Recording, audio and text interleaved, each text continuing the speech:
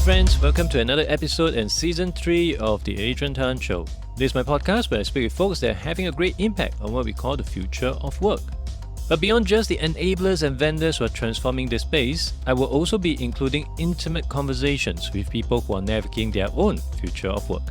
They have successfully transitioned and pivoted to new careers, and I hope to distill their ups and downs in their unstructured journey so the rest of us can learn from their best practices. My guest today is Sanjeev Magotra. He's a digital AI and cloud technologist with over 27 years of leadership experience with companies like Accenture and IBM. Over his careers, he has led diverse teams and managed regional technology businesses. His passion for how digital technology can be used for social well-being has driven his journey and helped bring joy to life. Hi Sanjeev, welcome onto the show. Hi Adrian, thanks for having me on your show.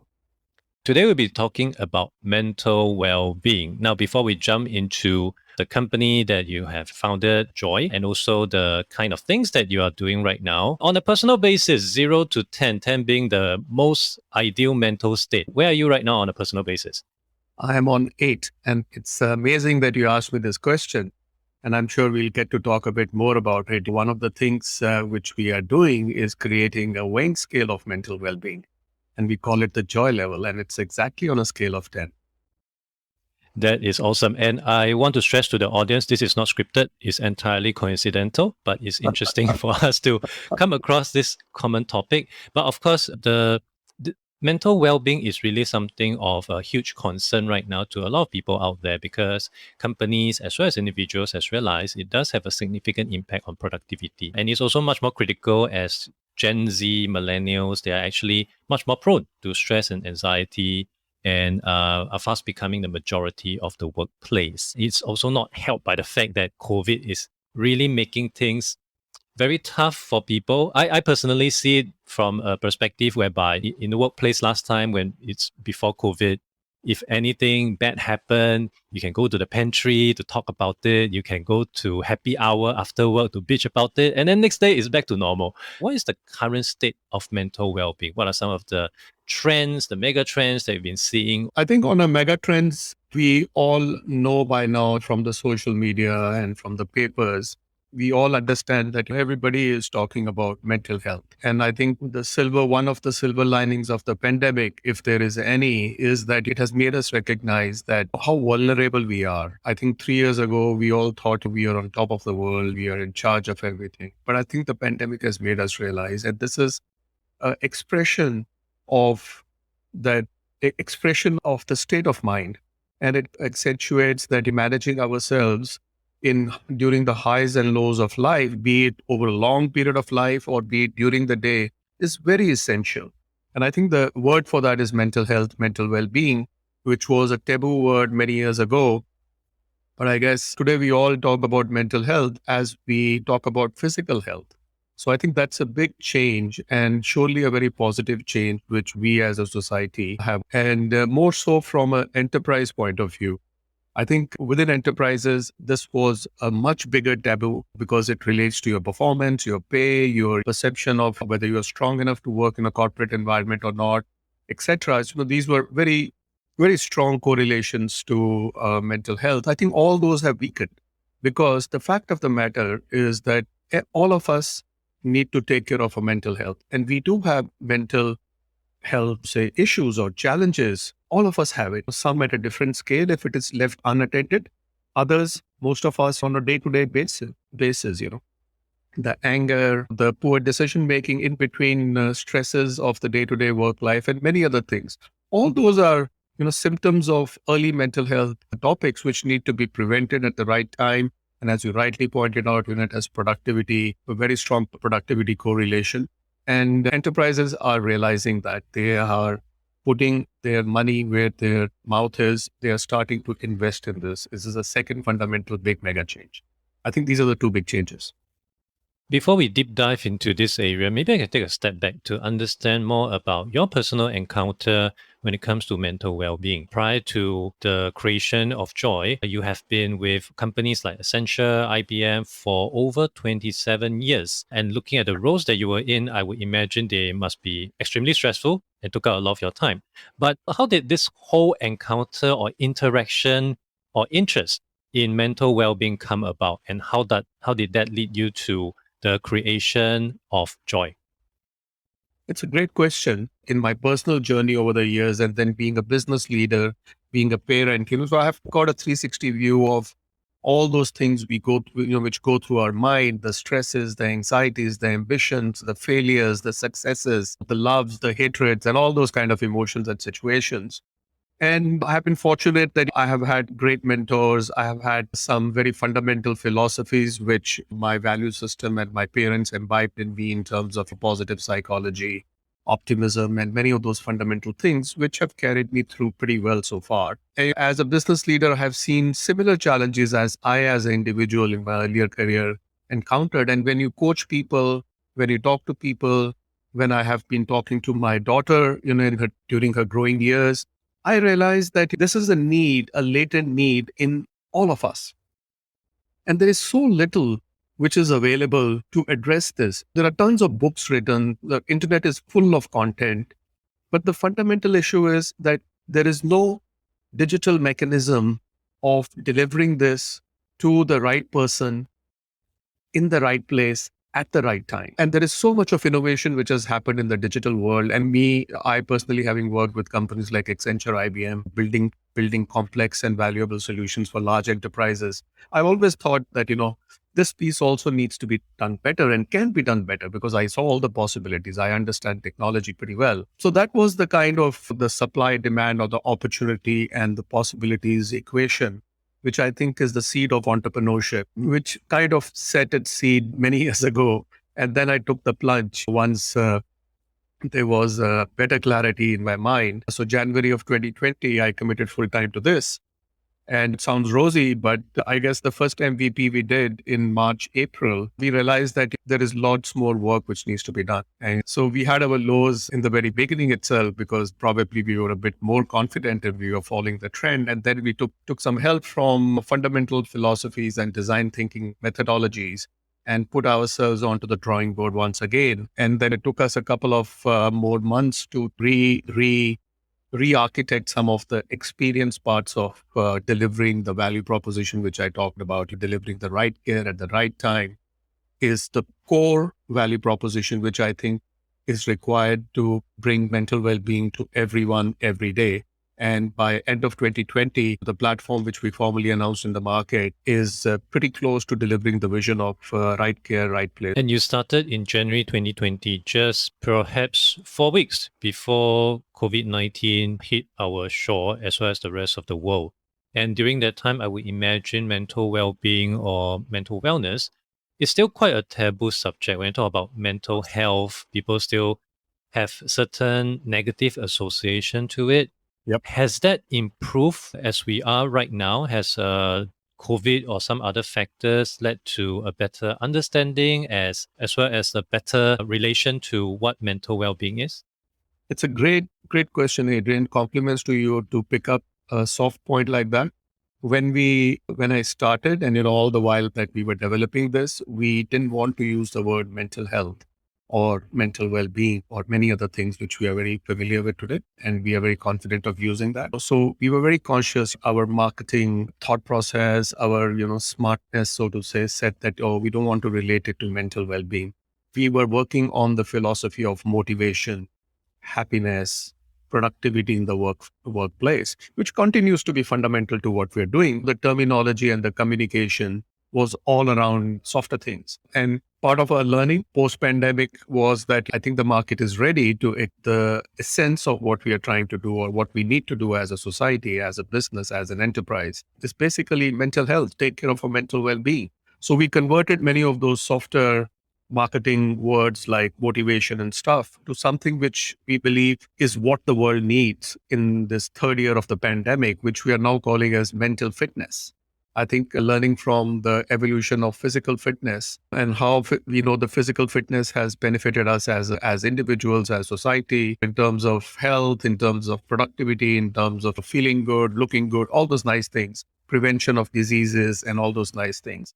It's time that we realize that similar to physical fitness, we need to take care of our mental fitness, which will lead us to motivation at work, which will lead us to productivity at work, which will lead us to preventative solutions to avoid some of the mental illnesses and other issues. You're spot on there that we ourselves were very scared that this is a taboo word, and we have evolved along with the rest of the market. And as with physical fitness, of course, there is something that they call the 10,000 steps that you have to take per day. Yeah. And it's something that you guys have also riding on, and you have your own 10,000 steps version of mental fitness. Could you elaborate more on that? How did that come about, and how exactly is that being consumed, or how does people actually activate or trigger their 10,000 mental steps? Sure. The inspiration in our design came in from what is that experience which kind of has triggered us to take care of our physical fitness on a day-to-day basis and making it very easy and simple and relatable, as opposed to counting complex calories and complex many things. 10,000 steps is something you can just think of between work to office, between floors, walking for your lunch, etc. It becomes a behavior which weaves into your day-to-day work life.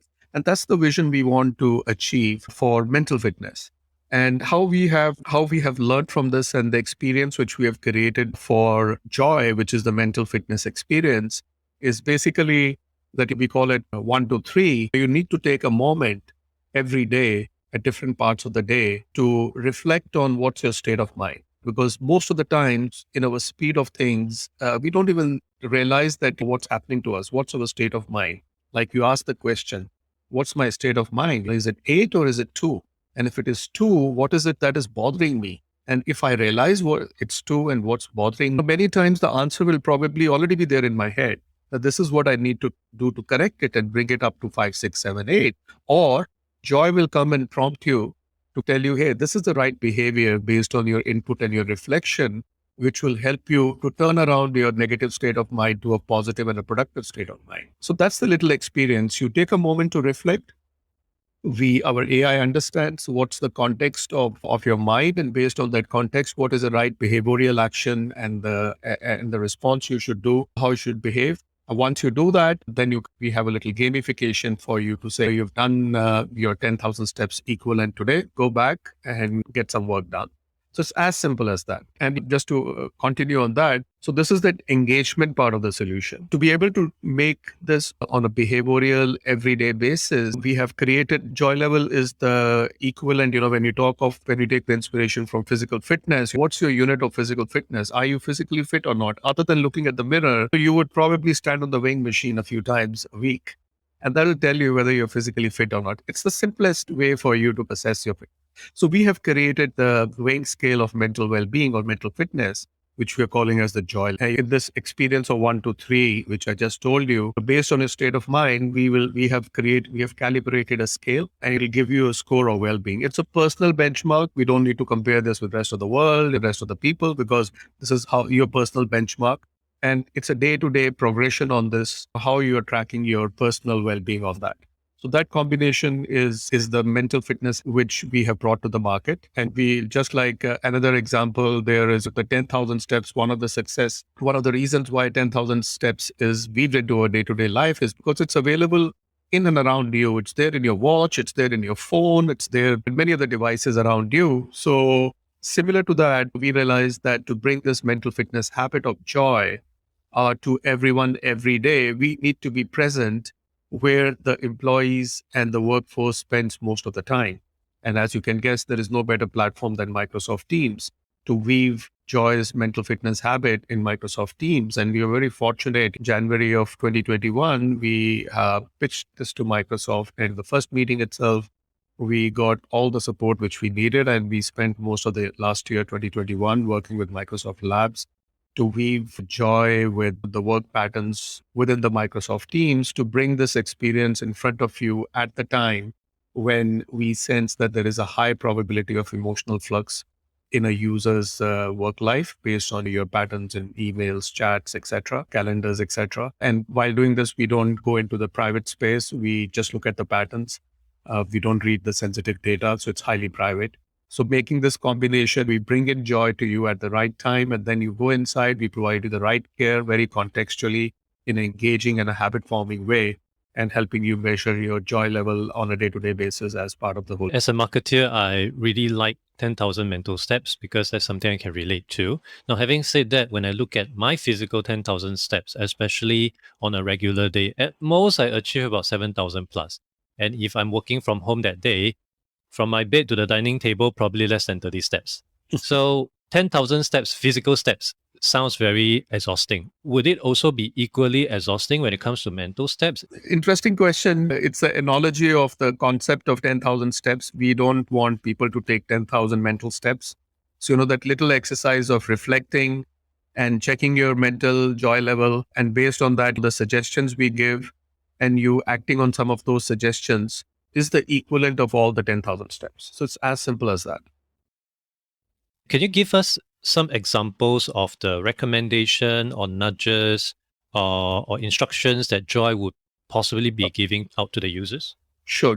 We use a framework of emotions and behaviors, which basically constitute a holistic well-being. Many times we say, oh, I'm stressed, and we go and address the stress. And we realized in our design thinking and talking to a lot of users in our focus groups that the solution might not lie in addressing the stress, but solution lies in addressing the trigger of the stress. The trigger of the stress could be low self-esteem. The trigger of the stress could be conflict. The trigger of the stress could be many such situations, right? So we have looked at a few frameworks, and we have adopted a combination of two frameworks. One is an emotional framework. One is a behavioral framework. The emotional framework is called Atlas of Emotions by Dalai Lama and Paul Ekman. And the framework for behavioral well-being is from University of Pennsylvania, Authentic Happiness by Martin Seligman. And we have merged these two frameworks and created around 15 clusters of day-to-day situations and triggers, which kind of create that emotional flux in our mind. And I'll give you an example. One of the clusters is low self-image. The other cluster is conflict. So assuming based on your reflection, we assess that the situation is low self-image, right? And the nudges which will come in there is, as an example, is that think of that last time when you were very successful, and think of what made you successful. And that kind of is an indication that if you've been successful in the past, and you tune your mind to look at how you were successful and you can be successful, will bring you up from that low self-image situation to a high self-image situation. So that's an example of a nudge. If it's a conflict situation, the nudge, one of the possible nudges could be that, pause on this and for a moment step into the other person's shoe who you fought with, so to say, or you're having conflict with, and think his or her perspective as well. That thought is a very powerful behavioral thing. Other nudge could be that encourage you to apologize and patch up in an office business environment. These are the kind of nudges which a trained people manager would coach the team with. Many times people are still doing it. Many times the remote working, hybrid working situation is weakening some of these kind of coaching opportunities, which might not be setting up a 30-minute video call, but they could have happened over the pantry machine, over a cup of coffee down in the cafeteria, which I think are missing. And the platform which we have created is very timely to fill in that void, especially in the hybrid workplace. Your description actually reminds me of those movies that I've seen where the angel or the devil of the individual would appear. And in your case, of course, this sounds like the angel whispering into your ear the right things, the positivity. But importantly is to take stock of what you are doing, where you are, and perhaps also to see things from another perspective to create that balance in life. Exactly. Angel is a great word. We've been using words like coaches, mentors, but I think angel is a great word. Thanks for that.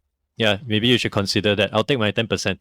Sure. And I'm very certain from your expert viewpoint, having seen so many instances at company level, individuals who may be suffering from mental stress and anxiety, you probably have seen a certain pattern on things that people are doing perhaps unintentionally, that actually add to a lot more stress and anxiety in their life, especially given the burden as well as the responsibility of modern day. As you rightly mentioned earlier on, as a business leader, as a parent in a very fast moving, all this will come into play. But I think somehow as an individual, we also have to be accountable for some of the things that we may be doing too much of that also add to those stress. Based on your observation, are you seeing any things that people are constantly doing which isn't helpful for them at the mental well-being level, and what are steps we can take to try to keep them down or try to reduce those action in order to maintain better mental well-being? It's an interesting question, and I can answer this from my personal observations and experience point of view. I think a couple of things. Many a times we let others dictate what and when and how much we should do with our lives or with our time. Example being, many a times we let other people dictate when we should get, how we should manage our time, our schedule, our calendar, our busyness, our outputs, all those things. But I think there are people who have built up a style of managing your own time more to your needs and your style than being driven by the circumstances, I should say. That doesn't mean that you don't work when you don't feel like it. It doesn't mean that you're not productive. You have to develop a style of managing your work life and your time in a way that is most suitable to your style and delivers the results which you're expected to deliver. So I think that is something which we all need to continuously learn. Some people have mastered this very early. Some of us continue to learn along the way. That's one thing. And if you're able to do that, you are in control and you can manage your mental well-being as well as your productivity very effectively. The second thing which I am very sure of is communication. Many a times we keep our problems we don't bring it out to our managers, our peers, our family, our friends, because we think sharing problems is a weakness. Asking for help is we will be judged. Right? I think that is something which we all need to realize as a society is not a weakness. This is part of our design. We as human beings are designed to have spirals of thinking. If it goes in the wrong spiral, you yourself might not be able to come off that spiral yourself. You need somebody to pull you out of that spiral, right? It could be your parents, it could be your friend, brother, mentor, whoever it is, and put you onto the right path. So I guess asking for help is not a sign of weakness. It is a part of breathing and eating and many other things which we do on a day-to-day basis, and we are not shy of that. I think asking for help and communicating your problems with others, trusted people, is as important. I think these are the two fundamental things which form the basis, which form the engine of taking care of our well-being. Do you think our Asian culture has a part to play in which we are a bit more shy about talking of such problems? Because if I look at the Western world, taking inference from movies, I've seen characters just talk about, oh, I just came from my therapy session. They're very open about that. But in our context, I, of course, witness parents, grandparents who are very stoic, very stern. They'll tell you don't cry as a kid. Men shouldn't have carry expression on their face. Would actually all those kind of parental experience have led us to how we treat and how we all these issues that we're facing right now? 100%. Culture, upbringing, connotations or taboos, and all those things are fundamental to the mind, more to the mind than physical and many other things. So you're spot on there. And to your point, whether Asians are, so to say, more of this and Westerners are less of this, I think there are a lot of Western pockets of cultures or cultures in pockets in Western world as well, which are very conservative, which are very family oriented, very close to the Asian phenomenon. The same problems appear there also. I was talking to someone who comes from an Irish background, and the kind of examples she was giving in terms of the taboos around mental well-being in the Irish culture sounded worse than the Asian culture as you and I am talking. So I guess there is a fair amount of universality there. So the point I'm headed to is, I think it's basically the adoption curve, if I may say, or the learning curve. So there are some pockets in the Western world, the Americas, the United Kingdoms, some of the urban areas where therapies and communication and these kind of solutions are now vocal, and the